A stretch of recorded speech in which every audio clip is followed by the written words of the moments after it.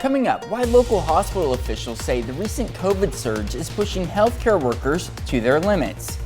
And we break down 4 state ballot issues ahead of tomorrow's election. Also, a reason to look up and smile, the story behind downtown Joplin's newest mural. The 4 states' most watched news starts now. Good morning and welcome to the KOAM Morning News. It's 5 a.m. I'm Zach Dodge. We got a little bit of a cool down over the weekend, but summer's not over yet, as we know. Quite a bit of a cool down. Right. You know, we had to put up with those thunderstorms there Saturday night, but it was well worth it on Sunday when you woke up there. Yes, it was. Live look over 7th and Range Line. We're off to a very peaceful and mild Monday morning. 64 degrees. Zach, last time you and I were rolling this, it was a mid-70s each and every morning. We've got 64 in Carthage, 63 in Miami, and 65 in Chanute. Not even a 70 on the board, and the Skywatch Storm Tracker remains clear. That is even with the cloud coverage. Take off the little sweeping radar there. You got to duck down into central Arkansas to really find the closest amount of rain up to our north and to our west. Absolutely nothing out there as the hot air has now just kind of settled down through portions of Alabama, Georgia, Florida. They're used to it. They can have it coming off of what we had there for about 10 consecutive days.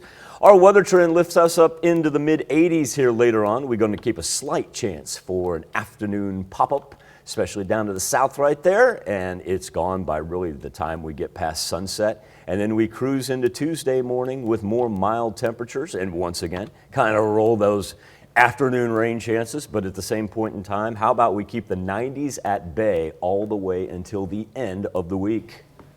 Heck of a start to August right there. That's really nice looking though. Not bad. We should be averaging about 91 degrees this time of year. Not going to have it for the next 5 days. Sounds good. Well, look forward to talking about it with you later. I'm all about that action, boss. I'll be right here. Thanks, Michael.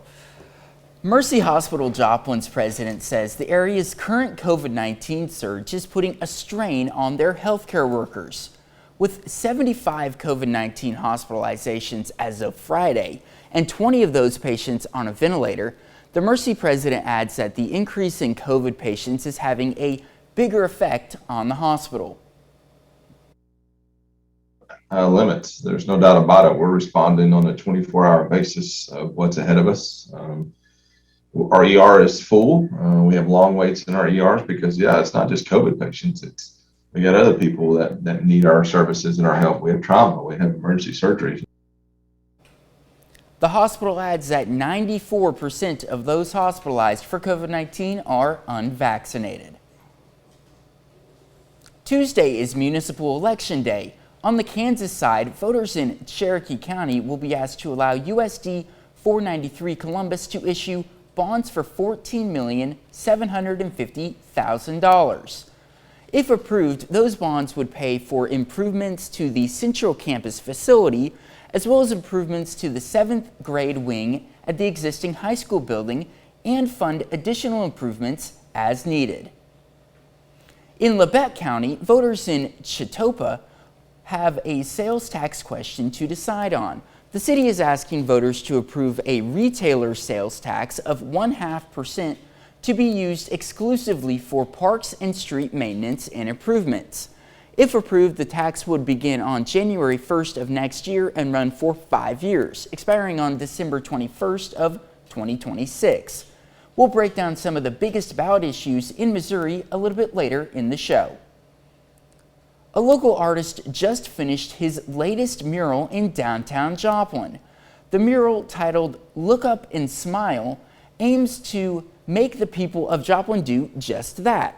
Eric Hahn, the artist behind the painting, says he was inspired to make the piece because he wanted to add more beauty to Joplin and to create something that could brighten people's day.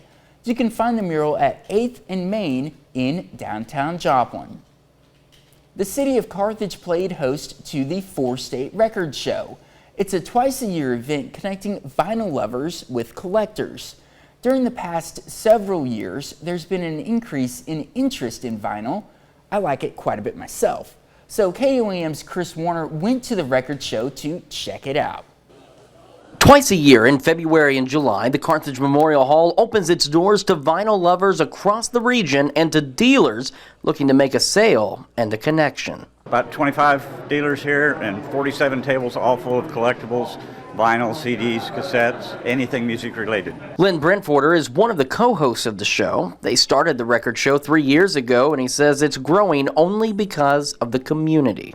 There's so much support for the vinyl community in this area, and all these dealers are generally saying they're doing better here than they do at home, shows at home, so everybody's thrilled to come out. Tom Dutton came up from Tulsa to offer his collection. What's surprising to him at the show is the ages of the people coming out. It's good to see the younger people coming out to buy the vinyl and buying old vinyl too. Original pressings are probably the highest point of selling here. Dutton himself is no stranger to vinyl. I've been collecting since I was 7. I'm 65 now.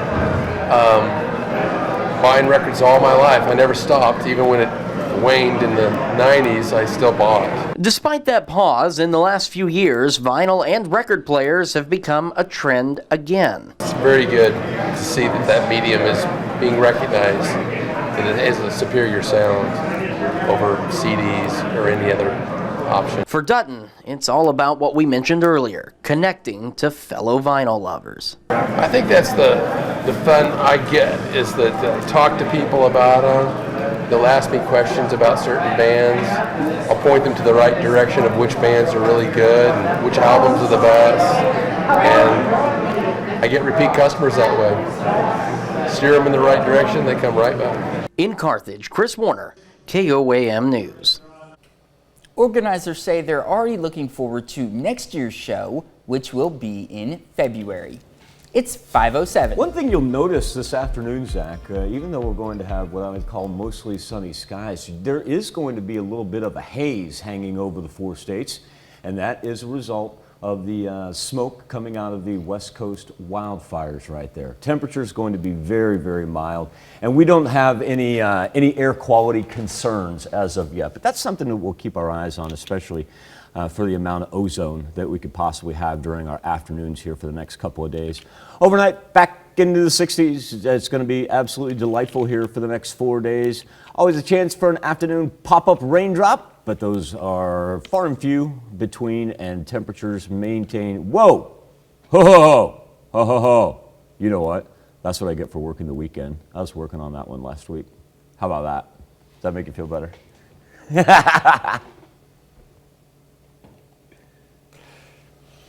That's a look at this morning's top stories and weather in our first 7 minutes. Coming up on the KOAM Morning News, infections continue to rise. COVID-19 infections are reaching the highest levels in months. I'm Bradley Blackburn with the new warning from health officials about the summer surge. Plus, vaccinations required. 2 Kansas City area restaurants announced they're requiring dining customers show proof of receiving their COVID shot. And Pittsburgh's Javon Grant makes his college commitment official. The full story next. You're watching the KOAM Morning News. More real news in the morning. We'll be right back. Pittsburgh High School's Javon Grant making a big announcement over the weekend as he makes his college commitment official. Our own Danny Terzer was at Javon's signing and has the story. Javon Grant. Pittsburgh standout Javon Grant signs to play basketball at Division I Sam Houston State. I feel good. I'm just ready to get to work and get to Texas so I can get to college and just see how the environment is. Grant received multiple offers to play junior college ball and 2 Division I offers. He chooses to make Huntsville, Texas, his new home. The coaching staff, they came at me. They hit me with some Zoom calls and some texts and just a lot of FaceTime. So they just came at me real good. So it just felt like a good fit. One call in particular made the difference. I got on with their head coach, Coach Hooten, and the assistant coach Bailey. And we talked for about 30 minutes to an hour, and it was just a really good talk. And they told me how their offense was run and how they put me in the offense, and it just felt really good. Grant's senior season at Pittsburgh High School was a memorable one. He was named the Sports in Kansas 5A Player of the Year last winter. Ladies and gentlemen, that last basket made by Javon Grant, he became the all-time leading scorer. They said I'd have a great impact if I came in and did what I did, but they also didn't guarantee me anything. They said if I came in and do my job, I could get a great impact to the team my freshman year. Grant averaged 29.8 points per game at Pittsburgh. He finished with 11 30-point games and 3 40-point games. His goals continue to be big, but he is confident. I'm trying to get to the March Madness, so that's really just my goal. I play basketball, I love it, so I feel like I don't got no pressure. Congratulations to Javon and his family, as Grant says he's most excited to play in a big arena and in front of Sam Houston State Bearcat fans. Pittsburgh Post 64 claiming the team's 5th state title on Saturday. Last time they won was 2014. Patriots defeated the Kansas Senators out of Topeka 9-6 in the championship game. Pittsburgh went through the tournament dropping just one contest, but they were challenged along the way as head coach Tyler Brines describes his team's resiliency.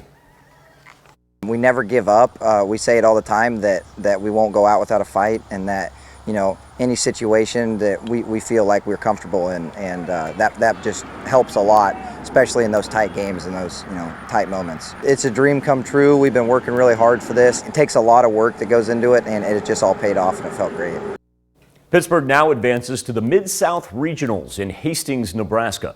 One of 8 teams competing in a double elimination tournament. Patriots head out on Tuesday, play the first game on Wednesday. St. Louis Cardinals finishing up a series with the Twins, both teams with a win in the series. In the second inning, up the third base line, watch this dude, Nolan Arenado. My goodness, I don't even know how you started a double play like that. Next inning, Cards down 2-1. Paul Goldschmidt, shallow hit up the middle, RBI single. Here comes Dylan Carlson to tie it up. Later, Adam Wainwright, ground ball to third. Tommy Edman takes advantage of the poor throw. Edman scores, and then in the 8th, rookie Edmundo Sosa. Deep shot to center. Sosa goes 3 for 3 with 2 runs batted in. St. Louis wins 7-3. Oh, by the way, Yadier Molina moves into 4th on the Cardinals' all-time hit list.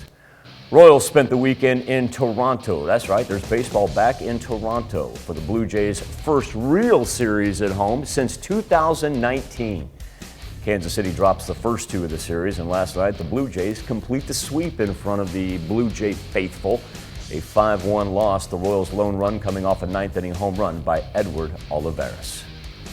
A little more than halfway through the Tokyo Olympics. Here's your current medal count. Going into day 10, currently China's in the lead when it comes to gold medals. Chinese athletes have won 28 gold, 16 silver, 14 bronze, a total of 58. Team USA ahead of the pack in total medal count, bringing home 61 in all. That's made up of 21 gold, 24 silver, and 16 bronze. Host country Japan sits 3rd with 32 medals, followed by Australia as far as the gold goes. Then, in 3rd place for overall medal count, you've got the Russian Olympic Committee. Still to come on the KOAM Morning News, more from Tokyo as COVID-19 and athlete mental health overshadow the beginning of week 2 of the Olympics, and a check on our 7-day forecast when the KOAM Morning News returns. Much anticipated break from the heat to begin the month of August, actually going to stay with us all the way till about Thursday. We're not going to see a 90 reemerge until we get to the end of the work week. Here's a live look over 7th and Rangeline as we find ourselves 18 minutes past the top of the 5 o'clock hour on this Monday morning, where we sit at a very comfortable 64 degrees, about 10-degree difference from where we started out each of our mornings during last week's heat wave. Not a whole lot of temperature differential here, but kind of stuck close together. 65 in Lamar and Monette, 63 in Miami and Grove. Let's go 65 in Pittsburgh and Chanute. Nice thing is nobody even creeping close to 70 here before sunrise, which will officially be at 6:22.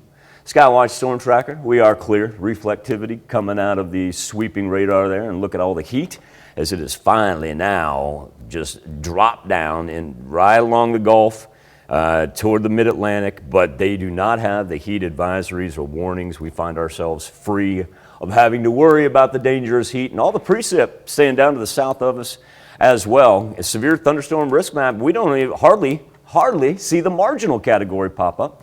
Got to run all the way out to the West Coast. Now, speaking of the West Coast, this afternoon, it may feel like cloud cover hanging over us. It's going to be a haze. And what it's going to be is actually smoke from the West Coast wildfires. You might notice that for really the next 2 days as it makes its way across the Midwest.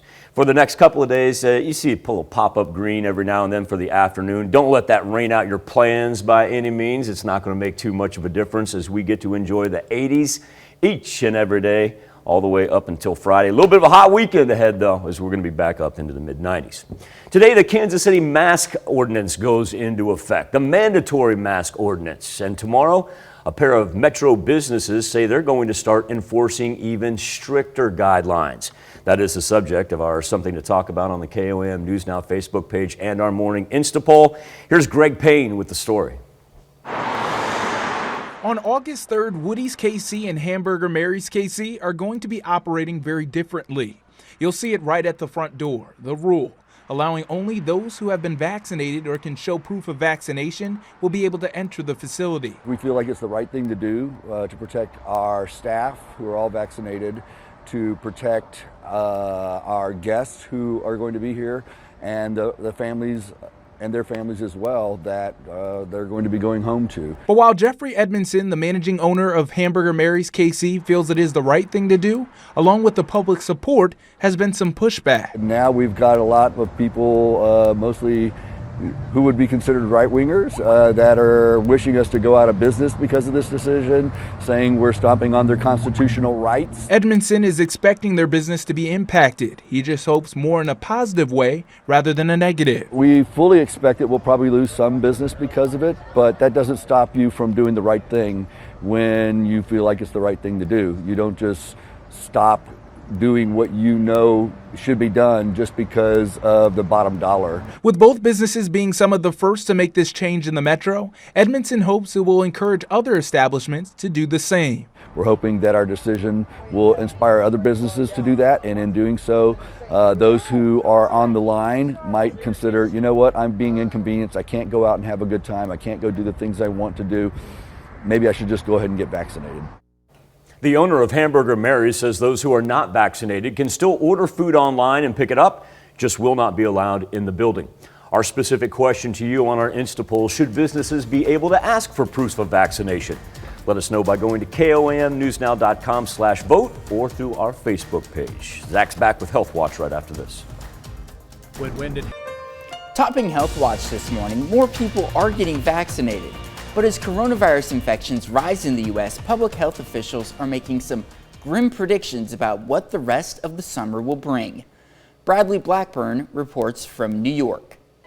For the first time in months, the U.S. is recording over 100,000 new COVID-19 cases a day. Health officials say the Delta variant is to blame. We're now dealing with a virus that has an extraordinary capability of spreading from person to person. In the U.S., hospitalizations were up nearly 50% last week, 97% of them involving unvaccinated individuals. We're looking to some pain and suffering in the future because we're seeing the cases go up. COVID claimed more than 8,300 lives in the U.S. over the past month. The CDC expects deaths will rise in most of the country in the coming weeks. Until the rest of the world understands that they have to be vaccinated, we're not going to get on top of this pandemic. Experts say vaccines are still the best weapon to fight the pandemic, but so far only half the population has been fully vaccinated. We've really got to get those people to change their minds, make it easy for them, convince them, do something to get them to be vaccinated, because they are the ones that are propagating this outbreak. The vaccination rate has recently started to climb again. The number of first doses administered was up 30% last week. Bradley Blackburn, CBS News. The state of Florida reported more than 21,000 new COVID-19 cases on Friday. That's the most infections recorded in a single day since the start of the pandemic. For the first time, researchers at Mount Sinai have discovered World Trade Center first responders with the most exposure to toxic dust are more likely to develop liver disease. They say continued monitoring is critical for responders, especially those who were at ground zero right after the September 11th attack, because they had a higher exposure to the dust. That's a look at some of today's top health stories. You're watching the KOAM Morning News. A mild morning with temperatures in the 60s and only topping out in the mid-80s. What a welcome relief from what we had yesterday. Not only were we going to see a little afternoon cloud cover, but also, too, a noticeable haze from the West Coast wildfires will linger over us, as well as a pop-up raindrop every now and then during the afternoon, early evening hours, but we'll be done by sunset and get to enjoy 80s for really the entire week. Coming up, why local hospital officials say the recent COVID surge is pushing healthcare workers to their limits. And we break down 4 state ballot issues ahead of tomorrow's election. Also, a reason to look up and smile. The story behind downtown Joplin's newest mural. The 4 states' most watched news starts now.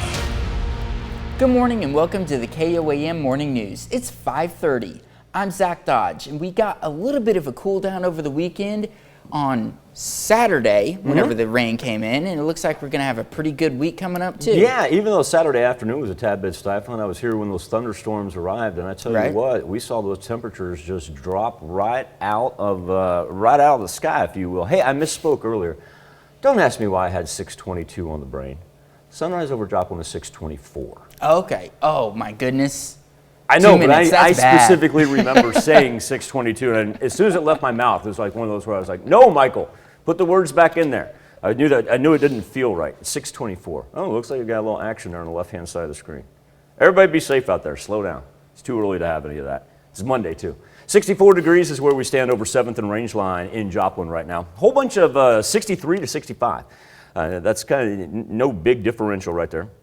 And you'll notice the wind arrow is shifting, now working in from the north-northeast, as they will for the rest of the day. Skywatch Storm Tracker on the very, very clear side. Got to drop down really into portions of Arkansas, the old Arklatex region, Arkansas, Louisiana, and Texas, where the majority of the rain is. Push up above us, and not only is it dry and calm, but it's also a much, much cooler than what we experienced last week. All the heat really down by the Gulf Coast up to the mid-Atlantic right now, and those heat advisories that even stretched down to the deep south, they're a thing of the past as well. It's really kind of calm throughout the contiguous 48 right now. Even thunderstorm activity extremely limited to begin our work week. We're going to have sunshine, albeit a bit hazy. That will be a result of the West Coast wildfires and some of that smoke making its way across the Midwest. Mild temperatures for this time of year. We normally get to about 91, 92. Well, we're going to be about 84, 85. Future track. There you go. Afternoon, pop up, see raindrop. It's in and out, hope to shout, and then back down to the 60s for tonight. We're going to be able to roll mid to high 80s pretty much for the duration of our work week until the 90s reemerge on Friday. Looks like a little bit of a hot weekend, though, as the 96s are going to come back and get us on Saturday and Sunday. Sounds good. Good start to the week, though. And good like I said, anybody worried about the haze or anything like that, we're keeping our eyes on ozone levels, and we'll monitor that air quality. If we get an air advisory, we'll have it for you. Sounds good. Thanks, Michael. Mercy Hospital Joplin's president says the area's current COVID-19 surge is putting a strain on their healthcare workers. With 75 COVID-19 hospitalizations as of Friday and 20 of those on a ventilator, the Mercy president adds that the increase in COVID patients is having a bigger effect on the hospital. The hospital adds that 94% of those hospitalized for COVID-19 are unvaccinated. Bricks spilled onto the sidewalk along 31st Street in Kansas City Saturday morning after a driver ran into the old Laugh-O-Gram studio building. The structure was home to Walt Disney almost 100 years ago. It's said to be where Mickey got his ears. This building was already under construction, set to become an incubator for more creators and innovators. Something officials say embodied the spirit of Walt Disney. Walt Disney brought some animators from Kansas City to Hollywood, and they may never have had that opportunity ever in their lives. And I truly believe that there are some great people coming out of those doors in the years to come. And it really just the Thank You Walt Disney nonprofit is starting a capital campaign for the project in the next month or so. A Joplin artist is using his talents to beautify the downtown area. KOAM's Bronte Saratsky tells us about the inspiration behind his latest piece and where you can find it. If you've taken a stroll in downtown Joplin lately, you'll probably notice some murals around town. And if you look up around 5th and Main, you'll see one of Joplin's newest works of art. Definitely the highest painting that I've ever done. So this is 4 stories up. I think it's the highest painting in Joplin, the highest piece of art, which is kind of cool if so. Eric Hahn is a local hairstylist in Joplin, but he's also responsible for some of its newest paintings. This is my second butterfly mural to do in Joplin. So I did one at 7th and Main and then one on this building, and each one's similar but different. It's fun to make. Hahn says his reason behind creating art in Joplin is to enhance what he says is already a creative city. I feel like Joplin's at the start of becoming something really special, and that creating art for the town is something that I can do in my free time and contribute to the town, and everybody contributes in their own way. But Joplin's getting better all the time. His latest piece of art, Look Up and Smile, hopes to make people in Joplin do just that. And just to create something bright and beautiful that makes people smile, that makes people happy is a nice thing. But I named the painting Look Up and Smile because that's when I'm at ground level looking up, that's what I do. I'm just like, wow, look what I did. And that's part of why you make art, is to share something beautiful with everybody. And that's what I hope I'm giving a gift of inspiration to everybody that sees it. The piece took over 100 hours to complete, but the artist says it's worth it to add more beauty to the city. And I could only work in the mornings because the bright sun would come out and cook me, because we're 4 stories up. But it's a beautiful view of Joplin. You can smell all the restaurants and their ovens cooking when those kick on. So it's just kind of a great place to be, and I feel so fortunate to be able to add a piece of art to downtown. And at 25 by 10 feet tall, it's something that can't be missed. In Joplin, Bronte Sorotsky, KOAM News. Hahn added that although this was his 13th piece of art in downtown Joplin, it's only his second large-scale mural. He just hopes that his art can add something that will make people in Joplin smile. In a little over 24 hours, a number of 4-state voters will head to the polls to make their voices heard. Ahead of the upcoming August 3rd election, we're going to take a moment to rehash what's on the ballot. We begin in Jasper County. First up, a sales tax increase for the Jasper County Emergency Services. The current sales tax rate is 0.1% and hasn't been increased since it was approved when I was born in 1994. To fund 911 services in the county. The increase would take it to 0.25% and would help fund maintenance improvements, a countywide public safety radio system, a new one, non-emergency calls for service to law enforcement, emergency medical services, and fire protection. In the city of Purcell, citizens are being asked to authorize the city to sell its water and wastewater utility to Missouri American Water for $200,000. In Carthage, voters are being asked to approve a local use tax, which would match the current local sales tax rate, which is 2 3/4%. Over in Joplin, voters are being asked to renew the Parks and Storms water sales tax. That tax is 0.25% and would be renewed for an additional 10 years. This tax was first approved by voters in 2001. And in Avila, voters will decide whether or not to extend the boundaries of the Avila Fire Protection District to include the city of La Russell. We'll break down some more ballot issues in the 4 states a little bit later in the show. That's a look at our top news stories. Coming up this half hour on the KOAM Morning News, we get a look at some upcoming Connect to Culture events for the month of August. Plus, the war between Afghan forces and the Taliban escalates. We'll have the latest. But first, it's 6:37. Roll up into the 80s, Zach. A nice respite from the heat wave that we closed out July with. As a matter of fact, we open up August with a whole bunch of 80s all the way until Friday. We'll be back with World Watch next.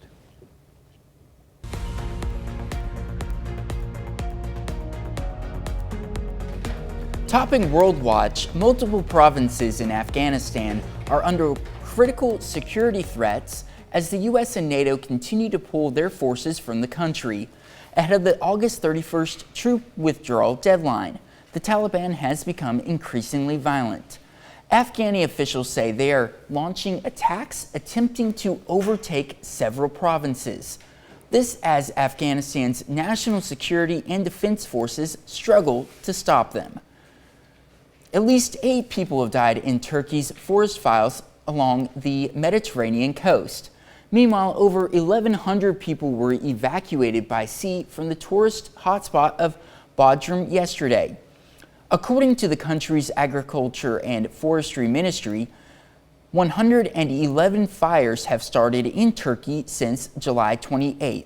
6 of them are still raging in 3 different cities. The Tokyo Olympics are entering their final week, with the topics of COVID-19 and mental health dominating the global conversation. Jessica Stone has more on the restrictions to the host city's skyrocketing coronavirus cases and how fellow Olympians are addressing the pressure of competing.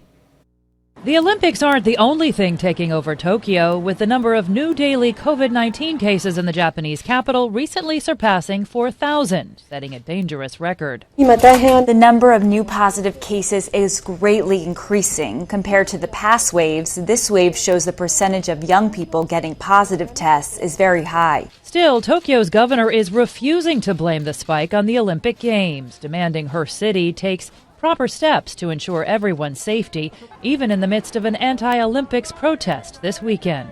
Rather than being concerned about the people from overseas, I think the most important thing is to take proper protective measures within Japan and try not to increase the number of positive cases. And while preventing the spread of COVID-19 at the Olympics is a critical concern, the topic of mental health is also taking center stage, with more athletes opening up about the pressures they face when competing on a global scale. It's not just before your race where you're nervous. It's like, for people, it can be like up to 6 months or even more, like feeling the pressure. There's so much pressure in one moment. Your whole life boils down to a moment that could take 20, 40 seconds. I wouldn't ever tell myself this during the meet, but after looking back, it's terrifying. These conversations following in Simone Biles' footsteps. The U.S. gymnastics star made headlines last week after withdrawing from a series of events to focus on her mental well-being. All eyes will still be on Simone Biles. She will compete in the beam final today, the last gymnastics competition of the Olympics. Experts say Biles has been suffering from the twisties, a term used to describe when a gymnast has a mental block hampering their ability to know where their body is in relation to the ground. That's a look at some of your biggest headlines from around the world. Now let's toss it over to Michael for our Something to Talk About. Thank you, Zach. This morning on the KOAM News Now Facebook page in our morning Insta poll, Kansas City's mandatory mask mandate goes into effect today. Tomorrow, a pair of businesses say they're going to start enforcing even further restrictions. Our question to you, should businesses be able to ask for proof of vaccination? Right now, it's about split, as we've got 51% of you saying no, 49% saying yes. So we'll keep in touch with this as the show rolls on. Make your voice heard by going to KOAMnewsnow.com/vote. We'll be right back with the news you need to know before you head out the door right after this. Here's a check of today's top headlines, the news you need to know before you head out the door. Senators unveiled a nearly $1 trillion bipartisan infrastructure package on Capitol Hill late Sunday. The legislation is nearly 3,000 pages long and comes after days of work. It's expected to spark lengthy debate before it comes up for vote. Mercy Hospital Joplin's president says the area's current COVID-19 surge is putting a strain on their healthcare workers. With 75 COVID-19 hospitalizations as of Friday and 20 of those on a ventilator. The Mercy president adds that an increase in COVID patients is having a big effect on the hospital. The hospital adds that 94% of those hospitalized for COVID-19 are unvaccinated. One of the largest retailers in the country is reinstating its mask mandate for employees. Bentonville, Arkansas-based Walmart announced that the new policy goes into effect immediately for its stores in high transmission areas. According to the CDC, that includes our entire viewing area. Masks will still be optional for customers. Walmart ditched its mask mandate in May, but re-evaluated the policy after the CDC updated its guidance this week because of surging COVID-19 cases. A local artist just finished his latest mural in downtown Joplin. The mural, titled "Look Up and Smile," aims to make the people of Joplin do just that. Eric Hahn, the artist behind the painting, says he was inspired to make the piece because he wanted to add more beauty to Joplin and to create something that could brighten people's day. You can find the mural at 8th and Main in downtown Joplin. That's a check of today's top headlines, the news you need to know before you head out the door. Much more mild temps to begin August when compared to how we finished July, as we'll be in the low to mid 80s later on this afternoon. Mostly sunny skies. You may notice a little bit of a haze by the time the afternoon is over, and that's going to be the result of some West Coast smoke from their wildfires. Yeah, so that's actually going to hang around here for about 2 days. Overnight, with the northeasterly breeze, we're back down into the 60s and setting up for a week in the 80s until the 90s finally reemerge for Friday. A little bit of a hot weekend ahead, so try to get that yard work done here in the next 4 days. Be back right after this. Welcome back to the KOAM Morning News, and even in the midst of the heat wave, we know we've got milder temperatures out there, and hopefully August is going to cooperate with us because we've got this thing called JOMO Jammin'. And we're fortunate enough to be joined by Emily Frankowski of Connect to Culture. And Emily, we've got a laundry list of great events and cultural experiences that you're going to tell us about that your organization is able to bring us. But I want to start with our concert coming up on August the 7th, Mercy Park, 7 p.m. Folks, if you're not familiar with Me Like Bees, they tour the United States. They just happen to be from Joplin, Missouri. And Emily, I'll give you the floor after that to kind of talk about our hometown indie rockers. Yeah, Me Like Bees is just a powerhouse. And, we've been trying to do these free performances every Saturday in Mercy Park. But like you said, Mother Nature has just not played nice. And for their particular night, when they were performing with Fox Royale got through their set. And then all the heavens broke loose, and it just downpoured, and we worked with Me Like Bees to reschedule them for August 7th. So, like you said, they travel all over the United States. We're really glad to have them be able to be rescheduled, and we just hope the weather will be better this time. So that will be August 7th at 7. But we're also going to have another performance on August 14th. And that's going to be with Lem Shepard and Jomo Jazz. They were actually slated for our very first performance in the series, but that day got completely rained out. But we've just, had all the rain this summer. Great, Emily. I appreciate that. No pressure on the weather guy. So once again, Lem Shepard, he's going to be out there on the 14th. That's right. He's bluesy, folksy, got a rock vibe to him. And once again, that's Me Like Bees coming up on the 7th. And folks, once again, I want to reiterate that Connect to Culture and what Emily's able to do is these concerts out at Mercy Park, they're absolutely free because these artists, especially Me Like Bees, you'd be paying concert prices to go see them as they go on tour. And even when they've been an opening act for nationwide tours before. So take advantage of that. Now, speaking of the 14th, Emily, the Lem's going to play at 7 p.m., but you also give us the opportunity for a little arts and cultural preview that Saturday morning, the 14th. Yes, and this is our 6th annual arts and cultural preview for the Joplin area. We usually have anywhere from 20 to 40 different arts and cultural organizations that come together to present what they have planned for the next year. Last year we had to do it only online via Zoom, and we're happy to be back in person for this event at the Joplin Public Library. So basically what will happen, arts and cultural organizations will have 2 minutes to update the community, and you'll learn about, what is Spiva Center for the Arts up to? What is Heartland Opera Theater gonna present this next year? What is Post Art Library doing? What are these organizations doing? And we're also partnering with the TV station out at MSSU to video all of these. Oh, that's excellent.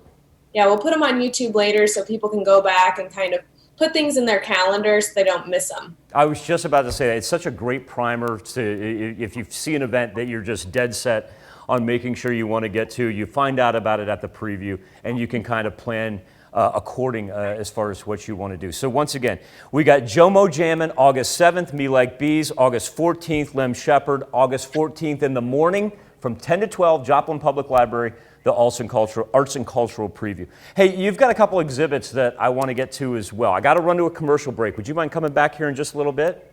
I'll be here. All right, Emily Frankowski from Connect to Culture, who we'll catch up with her on the flip side, and more KOAM morning news right after this. Quiet picture for our first Monday of the month of August. Just some thunderstorm activity working its way through the Arklatex region down to our south. Our temperatures maintaining mid-60s for the most part. A welcome relief from all the 90s that we finished with a flourish of late July heat for today. How about sunny skies and temps in the low to mid 80s? Little haze hanging over us as a result of the West Coast wildfires, but the recipients also too of a nice little northeasterly breeze at 5 to 10 miles per hour that keeps us cool.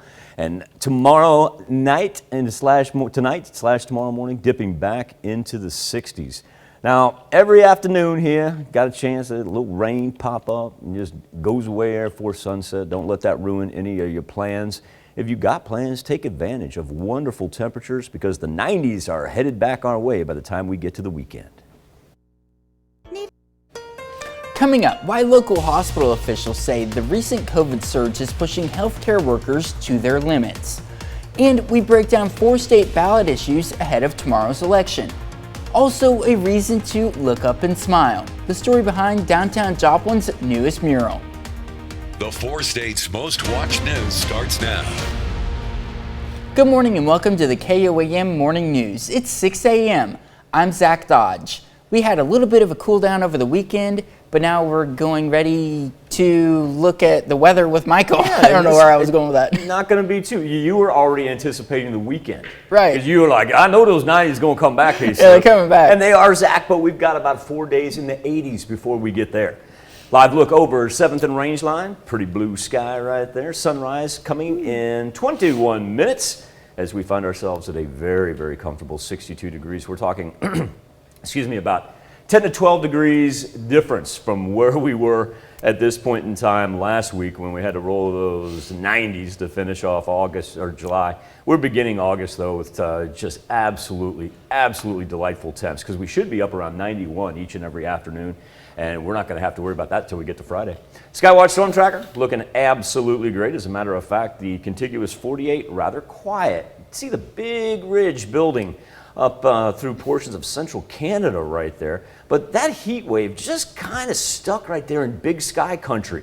And because it drops straight down, actually brings us some of that cool Canadian air that we get to enjoy here with mostly sunny skies and temps into the low to mid 80s. Now, for those afternoon hours, you see a little pop, pop, pop.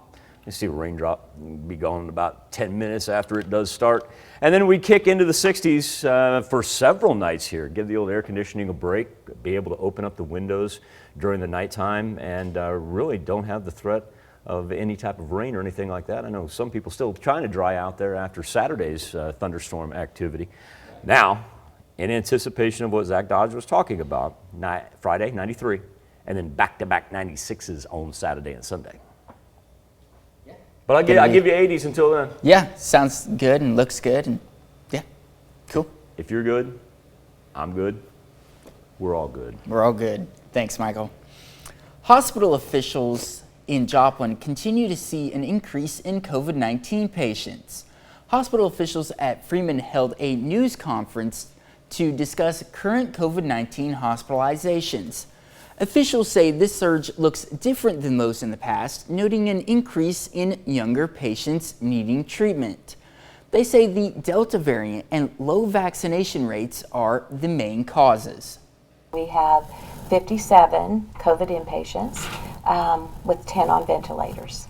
So it definitely, this new Delta variant has been very strong, very virulent. It is hitting younger people. It is resulting in more seriously ill patients and unfortunately a higher level of deaths. Officials with the hospital say among their current 57 COVID-related hospitalizations, 92% are completely unvaccinated.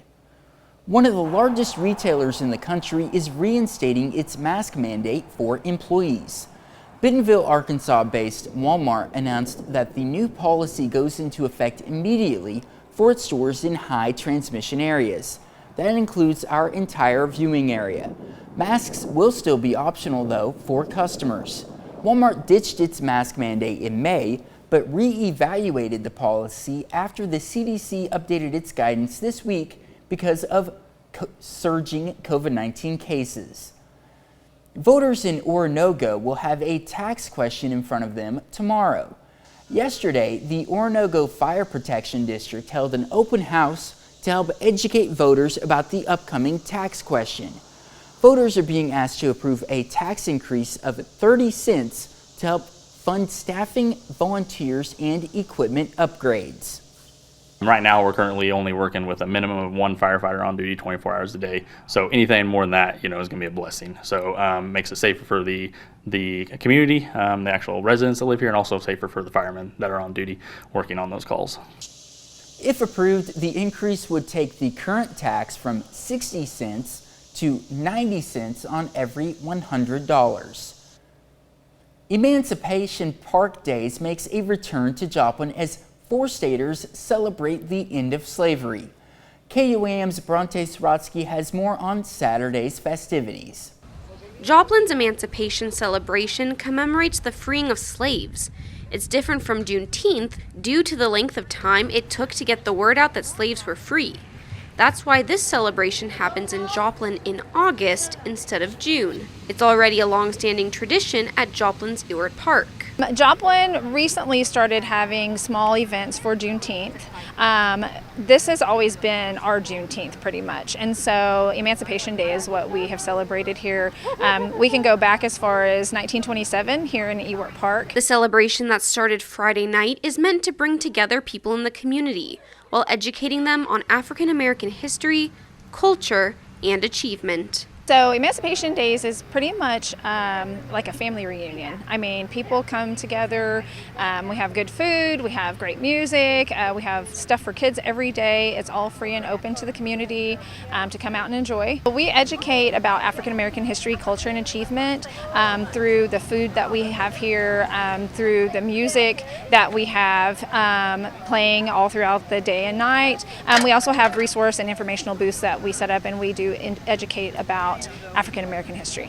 This celebration brought out people from all over the 4 states, including 4 state educators like Park Ranger Curtis Gregory. It's a good day to reflect, have people come out, visitors come out and learn a little bit more about the area, about the Black history in this area, and again, just to celebrate the African American experience. Gregory says he was attracted to the event to spread more information about the scientist. Says he would have celebrated this day as well. He would have been a part of, of a generation that would have really celebrated Juneteenth and Emancipation Days probably most of his life. In Joplin, Bronte Sorotsky, KOAM News. Emancipation Park Days organizers emphasize the importance of passing down information to younger generations, like what was done at this weekend's festivities. A local artist just finished his latest mural in downtown Joplin. The mural, titled "Look Up and Smile," aims to make the people of Joplin do just that. Eric Hahn, the artist behind the painting, says he was inspired to make the piece because he wanted to add more beauty to Joplin and to create something that could brighten people's day. To create something in Joplin is a great opportunity for me. I feel blessed to have the opportunity to do it. And just to create something bright and beautiful that makes people smile, that makes people happy is a nice thing. But I named the painting "Look Up and Smile" because that's when I'm at ground level looking up, that's what I do. You can find the mural at 8th and Main in downtown Joplin. Saturday may have been a hot one here in the 4-state area, but that didn't stop plenty of motorcycle enthusiasts from supporting the Joplin Humane Society. And they did it by participating in the Showin' the Love Poker Run, which was organized by Cycle Connection in Joplin. There were some big bucks for the winner and a lucky loser. The winner The winning hand took home $1,000 and the worst hand went home with $250. And even though the motorcycles were the stars of the show, the event made it known that all bikes and cages were welcome. It's 6:08. And our temperatures are going to be up into the 80s. That's it, 80s today. Cannot beat it. A little northeasterly breeze, very mild for this time of year overnight. Back down into the 60s, absolutely delightful. Chance to open up the windows, air out the house, and not have to worry about the heat returning until we get from Friday into Sunday. That's a look at this morning's top stories and weather in our first 7 minutes. Coming up on the KOAM Morning News, the eviction moratorium expires. Why that's got some officials worried about a housing crisis. Plus, a group of Missouri lawmakers put aside politics to promote the COVID vaccine. And we get a preview of some more Connect to Culture events for the month of August. You're watching the KOAM Morning News. More real news in the morning. We'll be right back. In Consumer Watch this morning, concerns about the Delta variant and inflation continue to fuel uncertainty in the financial markets. The Dow Jones fell 149 points on Friday. The Nasdaq dropped 105, and the S&P 500 was down 23. More businesses are taking steps to protect customers and employees from the coronavirus. Kroger, Apple, and Publix are either requiring or recommending masks in their stores. Walmart is mandating vaccines for its non-retail workers. It is also doubling the bonus paid to employees for getting the shot from $75 to $150. It's the start of a new month, and millions of Americans who are behind on their rent could soon be evicted. John Lawrence explains. The United States is hurtling toward a housing crisis. We can't work, we can't pay. More than 11 million people are currently late on their rent payments, and soon they could be out of their homes. Not only do I expect to see mass evictions across the country and filings, I also expect to see all of those cases that are currently on hold immediately move forward and widespread eviction in all of those cities and states where tenants were being protected from the federal moratorium. Democratic lawmakers failed to get enough votes to extend the ban on evictions for non-payment of rent, which the CDC imposed last September. The moratorium expired Saturday. Speaker of the House Nancy Pelosi says state and local governments should use the Emergency Rental Assistance Program to help residents. Democratic Senator Joe Manchin says he agrees. First of all, the money's already there, as you said. Why didn't it go out the door? I can't tell you that. Don't know. But to put blame on anybody right now, let's fix that and make sure that we're able to use the money for the purpose it was appropriated for. In the meantime, under-pressure landlords are getting ready to file eviction papers in local court. I've had one apartment director who has told me that he manages multiple units in different complexes. He's told me he's bringing in, just him alone, over 300. I'm John Lawrence reporting. The Centers for Disease Control and Prevention put the eviction freeze into place last year in an attempt to limit the spread of COVID-19. And now that it has expired, some health officials fear evictions could result in a greater surge of the virus. Broadway theaters are preparing to reopen in the coming weeks. Passover, a play by Antoinette that person, sorry I can't pronounce it, is set to open on Wednesday. Theater owners say audience members will have to show proof they've been vaccinated for COVID-19 and will have to wear masks as well. Those rules are expected to be in place through October and could be extended beyond that. That's it for Consumer Watch. Now let's head over to Michael for a check of the forecast. All right, Zach, here's where we begin on Monday morning with a look at our daily almanac and an average high that should be around 91. We'll be a bit spoiled here for the next several days and be able to ride mild temperatures. Look at that record back to 2011 where we had 110 degrees on August the 2nd. There's a live look over 7th and Rangeline where we currently sit around 62 degrees, even with the humidity clocking in at 93%. Good temperatures like that is not bad at all. Chanute and Cassville joining up to 67. Let's go 64 in Lamar and Miami. and then throws 65 for Anderson and Pittsburgh. So everybody just nestled right together. Not a whole lot of difference in our temperatures. Skywatch Storm Tracker keeping all the rain down through portions of Arkansas, Louisiana, and Texas. Remember, we had all those heat warnings, heat advisories, not only for us, but they stretched all the way to the East Coast right there. But really, you look at it today, there's not a whole lot going on. Those are dense fog advisories that got up to the north. Now, of course, as we turn our attention to the West Coast over here, you'll see a number of red flag warnings, excessive heat warnings. Of course, they've got the wildfires, and the wildfires are actually going to play, a minute role in our weather. Certainly thinking about everything that they've gone through, it'd be nice if they could get some rain, but they're not going to. But back to those wildfires, that's why you're going to notice a little afternoon haze, even though it's going to be mostly sunny out there. Okay, kind of linger over that sun, but can't beat it temperature-wise. Talking about the 80s each and every afternoon this week. A little pop, get about 5-10 minutes of rain before it moves through. And overnight lows going to give us a chance to open up our windows and air out the house, because we'll have the 60s. Reemergence of the 90s, but don't worry about that until Friday, Saturday, and Sunday. We'll be back. Check in with Emily Frankowski of Connect to Culture right after this. Welcome back to the KOAM Morning News, and as we focus on some upcoming cultural events, we talk about specific dates like Jomo Jammin' that took place, or it's taking place August 7th and the 14th, the Cultural Arts Preview taking place specifically on Saturday the 14th as well, and Emily Frankowski from Connect to Culture rejoins us. Now, Emily, I want to let people know that there also are some exhibits that you have that are open for an elongated period of time, that they can kind of make time to do. And one of those, of course, is at the Spiva Center for the Arts. And I'd like to start with Carolyn Cardenas that you were telling me about. Yeah, a little bit about her background that you were informing me. Yeah, so Carolyn Cardenas is actually a previous department head for art at Missouri State University, so right down the road in Springfield. And her partner, Bobby Ross, they are going to have an exhibit in the main gallery at Spiva Center for the Arts that it will start at the end of July and go through September. So you'll have plenty of time to head to Spiva and check it out. All right, and then we have Craft and Canvas. I do want to point out that this is for 21 and older folks, but there's a good reason for that. Because we're going to do Craft and Kansas at Chaos Brewing. So that sounds like a good time. This is coming up on Thursday, August the 5th.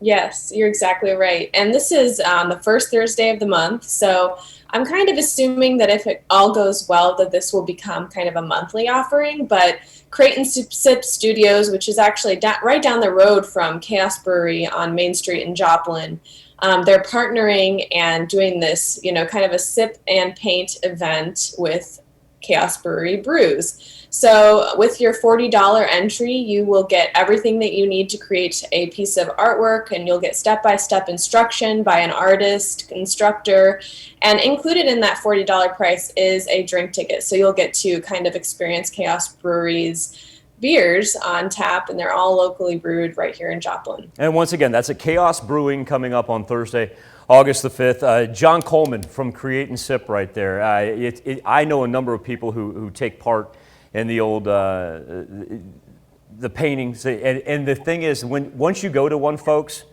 you're going to find the next one and go to it. Next thing you know, you're going to have a hallway with your own artwork that you've been able to put together. Emily, I want to thank you so much for joining us. Emily Frankowski of Connect to Culture. If it weren't for Emily and her wonderful organization, we'd be a whole lot less privy to a whole bunch of great events that you put on. Emily, thank you so much. Thanks for having us. All right, we'll be back with more KOAM Morning News right after this. Topping Health Watch this morning, Missouri Republicans and Democrats put their political differences aside Saturday to sponsor a vaccine clinic together. The mobile clinic in Springfield targeted an area where the Delta variant is spreading quickly. Marina Silva has the story. People all across the country have been hearing about the rising COVID-19 case count in Greene County, Missouri. Hard-hit Missouri, cases shot up 70% in just 2 weeks. State Republicans and Democrats teamed up to hold a vaccine clinic Saturday in Springfield. They want people to know vaccination efforts are not about politics. This is a healthcare decision. This is not a political decision. And I would hope that this helps people see that it doesn't matter their political party, you're talking about the health of yourself and your family. Representative Betsy Fogel says it was amazing to see people come out on this hot day to get a shot. I talked with a gentleman earlier, and when I asked what brought him out today, he joked and said, if Democrats and Republicans are showing up and agreeing on an issue, then there's probably some truth to it. I spoke to one man today who told me he was driving by and saw his state representatives here today, and that's how he decided to come get his COVID-19 shot. Within the last 20 minutes, got an email of an acquaintance of mine that had passed away from the new Delta variant. And I thought that's too much of a coincidence that I would get that email and pass this site and not get my vaccination. Butch Morris thought the vaccine clinic was a great idea. I think that's awesome. It should have been done from the very beginning. Although the official count of how many vaccinations were given is unknown, Fogel says it doesn't matter what the number. Of course, today was never about the numbers of people vaccinated. It was just about showing each other that we can show up for a community, working across the aisle. This issue is so much bigger than any one political party, and that's what democracy is all about. Greene County officials are hoping vaccine clinics like that one are making a difference. Health officials say the number of new COVID-19 cases has dropped by 19% compared to the previous 7 days. Vitamin D supplements offer no benefit for people suffering from irritable bowel syndrome. That's according to a new UK study. Many people with IBS also have a vitamin D deficiency, so it was thought there may be a connection. But researchers found patients taking vitamin D regularly did not see any improvement in their symptoms or quality of life. Cancer patients who feel seriously fatigued before their treatment begins have lower overall survival rates. A clinical trial funded by the National Cancer Institute found that patients who experienced severe tiredness had a 26 to 45% shorter survival time than other patients. Doctors say they can use this information to inform patients if they're at a higher risk for death and possibly find ways to treat fatigue. That's a look at some of today's top health stories. You're watching the KOAM Morning News. Get outside, enjoy a delightful Monday. Temperatures only in the low to mid 80s. Going to be absolutely perfect with a little northeasterly breeze and overnight lows dropping into the 60s. All the way into just about the weekend till the 90s come back and get us home Friday, Saturday, and Sunday. Coming up, why local health officials say the recent COVID surge is pushing healthcare workers to their limits. And we break down 4 state ballot issues ahead of tomorrow's election. Also, a reason to look up and smile. The story behind downtown Joplin's newest mural. The 4 states' most watched news starts now. Good morning and welcome to the KOAM Morning News. It's 6:30. I'm Zach Dodge. The sun is officially coming up this morning on this Monday morning. And it's going to be a pretty nice one today, isn't it, Michael? Can't beat it, Zach, because remember, let's look at how we finished off July right here. Had to ride that string of 90s for 9 consecutive days, average July high. Ended up being 88.5. Look at that Friday number, that 96 right there. That's when Mr. Dodge decided it would be a good time to do yard work. Oh, yeah. Not a good decision on my part. We'll wait till we get to the 7-day forecast, and I'll explain to him why he should have waited a couple days.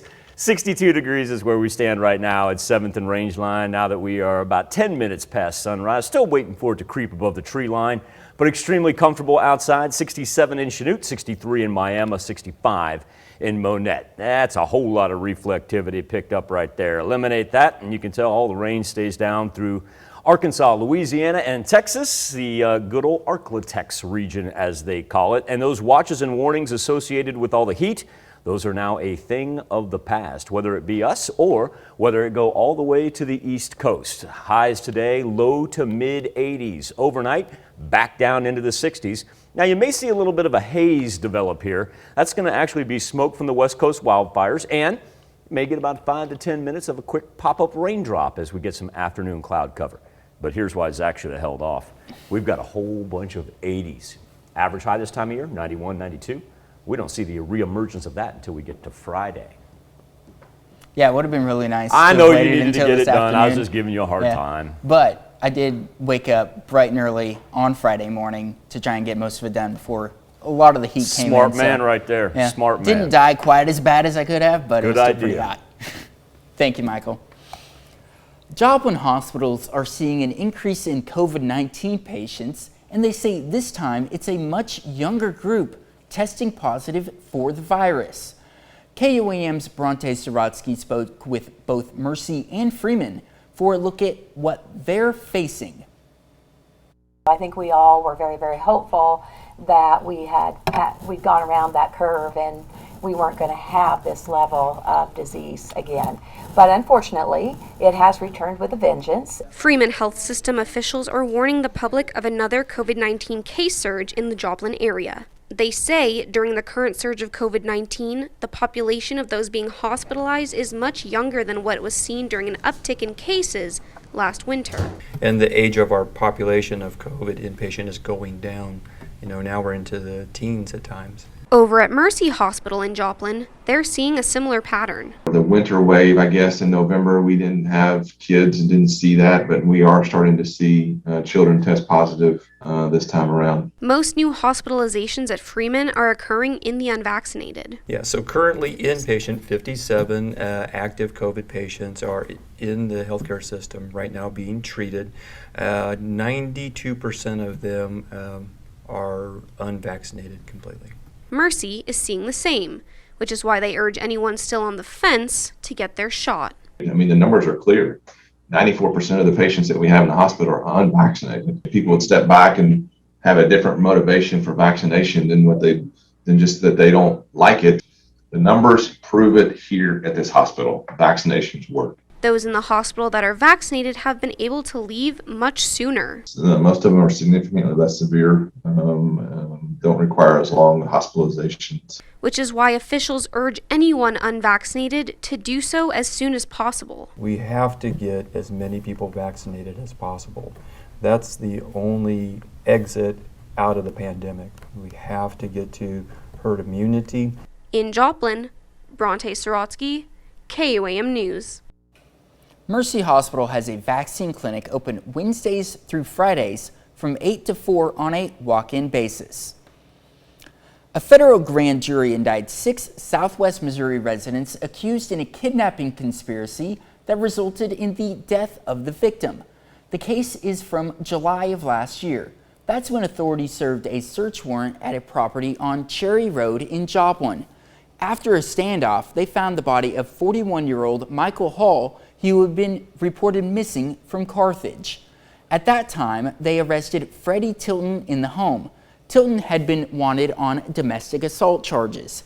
Now Tilton and 5 others are charged in connection with Hall's kidnapping. In addition to Tilton, the suspects are Carla Ward, Amy Thomas, James Gibson, Lawrence Vaughn, and Russell Hurt. The indictment alleges that after Hall was kidnapped, he was bound, beaten, stabbed, and then shot to death. Tuesday is Municipal Election Day. On the Kansas side, voters in Cherokee County will be asked to allow USD 493 Columbus to issue bonds for $14,750,000. If approved, those bonds would pay for improvements to the Central Campus facility, as well as improvements to the 7th grade wing at the existing high school building, and fund additional improvements as needed. In Lebec County, voters in Chetopa have a sales tax question to decide on. The city is asking voters to approve a retailer's sales tax of 0.5% to be used exclusively for parks and street maintenance and improvements. If approved, the tax would begin on January 1st of next year and run for 5 years, expiring on December 21st of 2026. A local artist just finished his latest mural in downtown Joplin. The mural, titled "Look Up and Smile," aims to make the people of Joplin do just that. Eric Hahn, the artist behind the painting, says he was inspired to make the piece because he wanted to add more beauty to Joplin and to create something that could brighten people's day. You can find the mural at 8th and Main in downtown Joplin. The City of Joplin held its annual Downtown Sidewalk Sale. Businesses along Main Street between 4th and 7th came out to sell new items to the community. The annual event occurs during the last Saturday in July, and one downtown business owner says this is one of the biggest days of the year for downtown business owners. Like I said, this is one of our busiest days of the year. People look forward to it. We've been having phone calls probably a couple months. Are we going to have one this year? Of course, last year with COVID, we were unable to. The store owner adds that this event not only gets more people into the downtown Joplin area, it gets local businesses more exposure. That's a look at our top news stories. Coming up this half hour on the KOAM Morning News, an infrastructure bill unveiled. A $1 trillion plan to improve the nation's infrastructure has just been released by senators. I'm Bradley Blackburn with what it means for bridges and highways and the road to getting it passed. Plus, should businesses be able to ask for proof of vaccination? We let you weigh in for our Something to Talk About. But first, it's 6:37. Pretty mild temperatures for the next several days until we start to warm up here at the end of the week. Chances for rain remaining slim, and then eventually mid-90s by the time we get to the weekend. We'll be back with Nation Watch next. Nation Watch this morning. Late last night, a bipartisan group of senators unveiled a $1 trillion bill to improve the nation's infrastructure. The full text stretches thousands of pages. Bradley Blackburn has more on what's inside. From planes to trains, bridges to broadband, the $1 trillion plan could be the largest investment in American infrastructure in years, and a bipartisan group of senators worked through the weekend to hammer out the details. The bipartisan infrastructure bill is designed to bring our infrastructure up to date for a new century, and that is a significant achievement. This is the best strategy to create millions of jobs and lift up the middle-class families. The bill largely follows President Biden's infrastructure agenda, and the text fills more than 2,700 pages, spelling out $550 billion in new spending over 5 years. That includes $110 billion on roads and bridges, $39 billion for public transit, and $66 billion for rails, and billions more on water infrastructure, airports, the electric grid, and broadband internet access.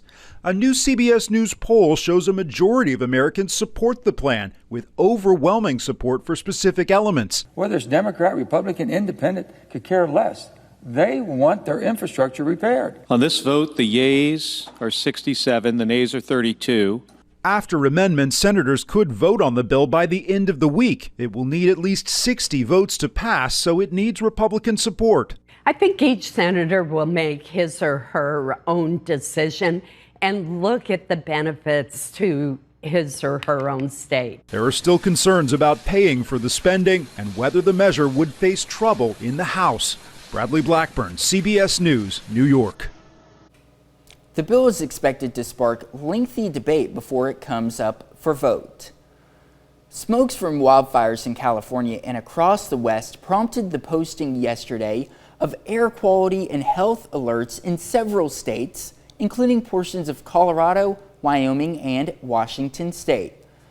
That's a look at today's top national stories. Now let's check back in with Michael for our Something to Talk About. Thank you, Zach. Today on the KOAM News Now Facebook page and our morning Insta poll, the Kansas City mandatory mask mandate goes into effect. And tomorrow, a pair of metro businesses say they're going to start enforcing even stricter guidelines. It's Woody's KC and Hamburger Mary's. They're going to begin allowing only people who've been vaccinated and can show proof of vaccination to enter the facility.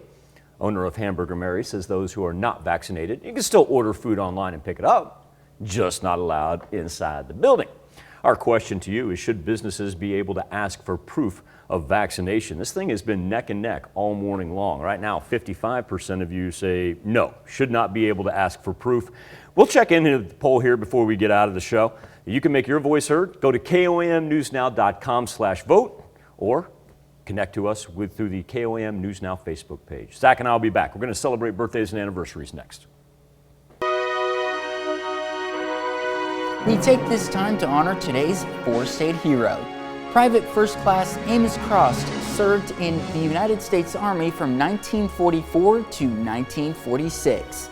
He fought in the Philippines during World War II and received the Bronze Star. His hometown, Anderson, Missouri. We're proud to salute Amos Cross, a four-state hero. The birthday list begins with a smiling Riley Jane Oakley. Riley Jane, a very happy 7th birthday to you. I want you to know these birthday wishes, kiddo, they come from Grandma. And a very happy birthday to Kyra Baker in Pittsburgh, also celebrating the big number 7. Happy birthday, Kyra. We've got a sweet 16 in Parsons, Brianna Bogner. Brianna, have a great, great birthday. And another big one here for JJ Best in Chitopa, turning 18 years old. Congratulations, JJ. Over the weekend, Whitney Robinson, she celebrated her 28th birthday. Whitney, have a great day, a great week. She's in Neodesha. And I'm gonna go off script here for just a second. Yeah, I like that. Yesterday was my older brother Benjamin, his birthday, and he turned 30. Happy birthday, Benjamin Dodge. Yeah, happy birthday, Ben. And then we'll go ahead and go on to Kyle Street, turning 32 years old in Carthage. Happy birthday, Kyle. D-Bond, celebrating number 50. D, a very happy birthday to you in Riverton. Look at the smiles, matching smiles right there. That's How great is that? Very cool. And a very happy birthday to Patricia Hall, turning 71 in Pittsburgh. All right, now humor me just for a little bit, because I got a great story here about Dan and Darlene Mahan as they celebrate their 30th anniversary in Joplin. But 30 years ago, when they went to go get hitched, they couldn't find a pastor. All right. There's nobody there. Yeah, that'd make it difficult. Well, Dan and Darlene, we're talking about true love here, because they're like, look, if we've waited this long, we're going to look for somebody to get us married. 90 minutes it took them. 90 minutes. Yeah. Well, the pastor was inside the church the entire time. Okay. Church was locked, and the good pastor, he was vacuuming the carpet and didn't hear anybody knocking. Got to make sure it's clean before the big day. Right. He forgot about Dan and Darlene. We did not. And eventually, he answered the door right there in his work clothes. Told he had jeans and cowboy boots. He got him hitched. Nice. Right there in the church. 30 years later, what a wonderful story to share. Dan and Darlene, congratulations. And I'm happy the pastor finally answered the door. Yeah. It's a good deal. And a very big congratulations to Dawn and Mary Smith, celebrating their 41st anniversary in Walnut. Now, while the Smiths were getting married, you know what else happened? Dave and Cindy Ashmore. Yeah. They celebrated an anniversary as well. Congratulations to Dave, Cindy. I do not think Casey Wolf officiated that wedding. I mean, that would be really interesting. I am going to say that'd be great. Another great story. The Wolf did not. Ashmores are in armor. And maybe that's what the Mayhans should have done. They should have been like, find a mascot somewhere. Find a mascot. Make sure he's in good standing with the church. Yeah. Call it good. Get one of those internet officiations going. Oh, what kind of racket you're running over there, Dodge? I don't know. Very happy birthday to Jared Dietz in Pittsburgh. And get this. Jared and graphic artist Will York's grandfather, Gerald York, he is celebrating number 86. Mr. York, a very, very happy birthday to you. Mr. York is in Pittsburgh. Very happy birthday to Neva Qualls in Columbus and to Mr. Kim Wilson as well. Michael Lawrence Haggerty. You get the full name. Oh, yeah. Anyway, Michael, very happy birthday to you in Frontenac. I wonder if when we use the full name like that, it doesn't perk up, because it sounds like Mom coming after you, right? Yeah. Michael Sounds Lawrence. like Michael's in trouble. Happy birthday, Mike. Archie Wallace, celebrating number 74. Archie is in Fort Scott. Paul and Mila Yeager. They're celebrating their 46th anniversary. Congratulations to the Yeagers in Columbus, and John and Vicki Johnson. They are celebrating 24 years of wedded bliss. Congratulations to John and Vicki as they celebrate in Cherokee. A happy birthday and happy anniversary to all on this August the 2nd. That's where you can send them into birthdays at KOAMTV.com. You can also go to the website, KOAMNewsNow.com. Now, here is Zach Dodge with a very important birthday announcement. You can be a part of the KOAM Birthday Club by going to our website and signing up. You can get special deals from local businesses too. So go to KOAMnewsnow.com and sign up for the KOAM Birthday Club today. Kansas City's mandatory mask mandate goes into effect today, and that's the subject of our KOAM News Now Facebook page and our morning Insta poll, because there's at least two businesses that we know of. That's Woody's and also Hamburger Mary's. They're saying you ain't getting in the door unless you're able to show proof of vaccination. So our specific question is, should businesses be able to ask for proof of vaccination? This one's been neck and neck pretty much all morning long. We're seeing a little discrepancy now as far as the gap widening and the no's coming in at 58%. We've had a whole lot of participation on this one. I want to thank everyone for their engagement. Poll's still open, and you can flip on over to us when we hit Fox 14. We'll continue to roll out these results. You can either hit us up by going to the KOAM News Now Facebook page, or also go directly to the poll, KOAMnewsnow.com/vote. Zach? Here's a check of today's top headlines, the news you need to know before you head out the door. Senators unveil a nearly $1 trillion bipartisan infrastructure package on Capitol Hill late Sunday. The legislation is nearly 3,000 pages long and comes after days of work. It's expected to spark lengthy debate before it comes up for vote. Mercy Hospital Joplin's president says the area's current COVID-19 surge is putting a strain on their healthcare workers. With 75 COVID-19 hospitalizations as of Friday and 20 of those on a ventilator, the Mercy president adds that the increase in COVID patients is having a bigger effect on the hospital. The hospital adds that 94% of those hospitalized for COVID-19 are unvaccinated. One of the largest retailers in the country is reinstating its mask mandate for employees. Bentonville, Arkansas-based Walmart announced that the new policy goes into effect immediately for its stores in high transmission areas. That includes our entire viewing area. Masks will still be optional though for customers. Walmart ditched its mask mandate in May, but re-evaluated the policy after the CDC updated its guidance because of surging COVID-19 cases. A local artist just finished his latest mural in downtown Joplin. The mural, titled "Look Up and Smile," aims to make the people of Joplin do just that. Eric Hahn, the artist behind the painting, says he was inspired to make the piece because he wanted to add more beauty to Joplin and to create something that could brighten people's day.